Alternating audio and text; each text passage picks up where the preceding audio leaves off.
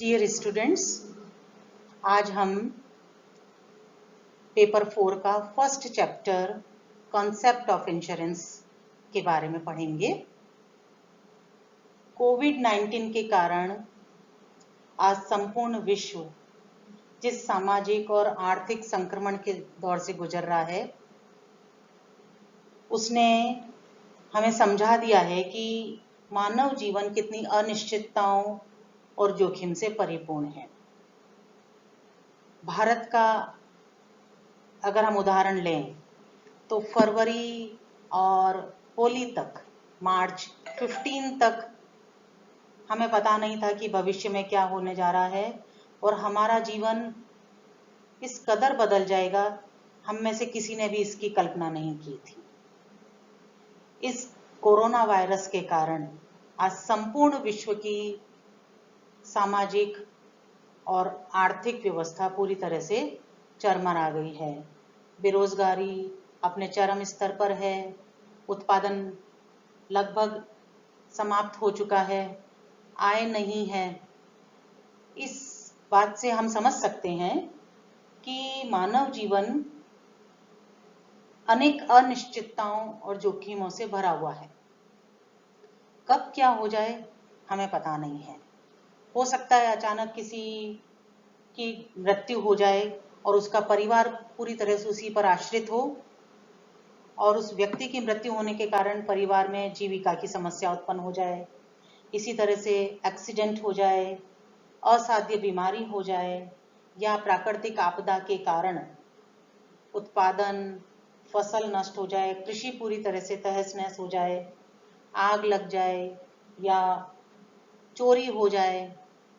इसी तरह से अनेक तरह की अनिश्चितताएं हैं जो कि जिनकी चिंताएं कि भविष्य में न जाने क्या अनिष्ट हो जाएगा।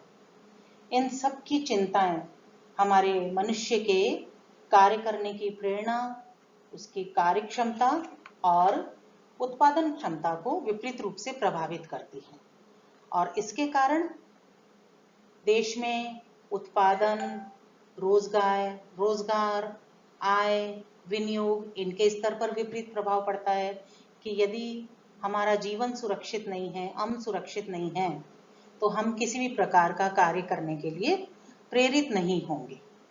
तो इन सभी प्रकार की अनिश्चितताओं और जोखिमों के विरुद्ध लोगों को एक सुरक्षा प्रदान करने के लिए, क्योंकि इन अनिश्चितताओं को नियंत्रित तो नहीं किया जा सकता, तो फिर इसके अगेंस्ट सुरक्षा प्रदान करने के लिए अगर ये दुर्घटनाएं घट जाएं और मानव जाति को इसके कारण कोई नुकसान हो जाता है, तो उसके विरुद्ध सुरक्षा प्रदान करने के लिए, उस नुकसान का रिएम्बर्समेंट करने के लिए, उसकी भरपाई करने की व्यवस्था तो की ही जा सकती है।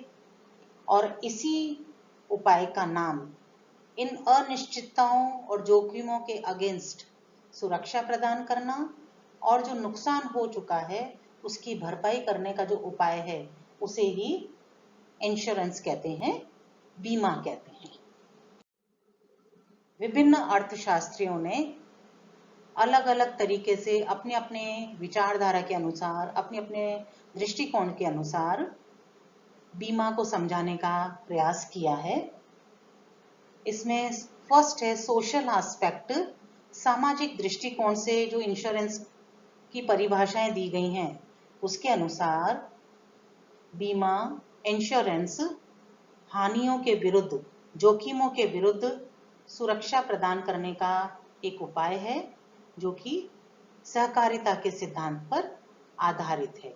अर्थात किसी एक व्यक्ति को होने वाले नुकसान को उसी अनेक व्यक्तियों का समूह के द्वारा उसको अपने कंधों पर ले लिया जाता है। उस नुकसान का बोझ सभी व्यक्ति मिलकर उठाते हैं और जिस व्यक्ति को नुकसान हुआ है उसके नुकसान की भरपाई करने का प्रयास किया जाता है। फंक्शनल और इकोनॉमिक एस्पेक्ट जो है, जिसे हम क्रियात्मक या आर्थिक दृष्टिकोण कहते हैं, उन्होंने इस आधार पर इंश्योरेंस को परिभाषित किया है कि बीमा के अंतर्गत किस प्रकार से किसी व्यक्ति को लॉस हो जाता है तो उसको क्षतिपूर्ति दी जाती है और उसके इंश्योरेंस जो अमाउंट है उसके भरपाई की जाती है। इसके बारे में फंक्शनल या आर्थिक परिभाषाओं में दिया गया है। तीसरी है कॉन्ट्रेक्चुअल और लीगल एस्पेक्ट।